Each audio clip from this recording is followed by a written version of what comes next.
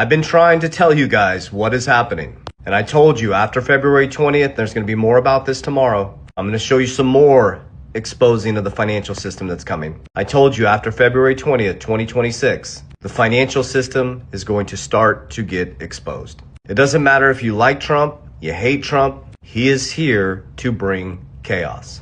And if you think you're triggered now, buckle up. Because as you look this way, they're rewiring the whole system this way.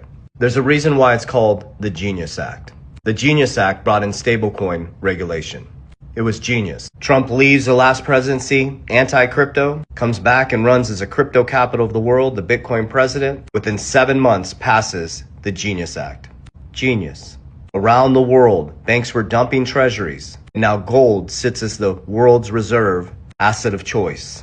What I mean by that is central banks are stacking more gold than they are U.S. treasuries. Remember, the U.S. dollar has collapsed 96 to 97%, and that is the world's reserve currency. Let that sink in. But Trump saved the dollar through the Genius Act. So what does that mean? Stablecoins are a form of crypto.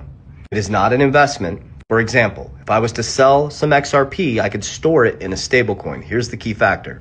Is the stablecoin is outside the centralized system. It's peer-to-peer. Genius. You create your own bank, World Liberty Financial, a global bank that has no borders. He said 9 years ago, you're going to be on an even playing field monetarily before you know it. And he was saying, I'm worried about the country's debasement of the currency. Larry Fink said, when you're worried about the debasement of your country's currency, Bitcoin might be a good option. Pay attention. You're distracted. So they come back. Larry Fink is now the #1 holder in Bitcoin through IBIT. He's the #3 holder in Strategy B, the #1 holder in Bitcoin in the world.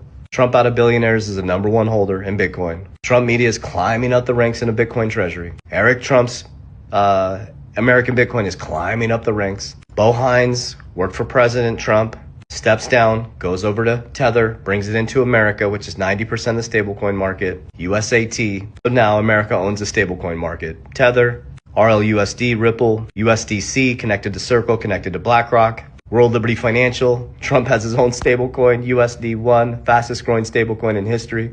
And the OCC, Operation of Currency Control, says it right here yesterday or this morning. Stablecoins represent a legally permissible new payment tool.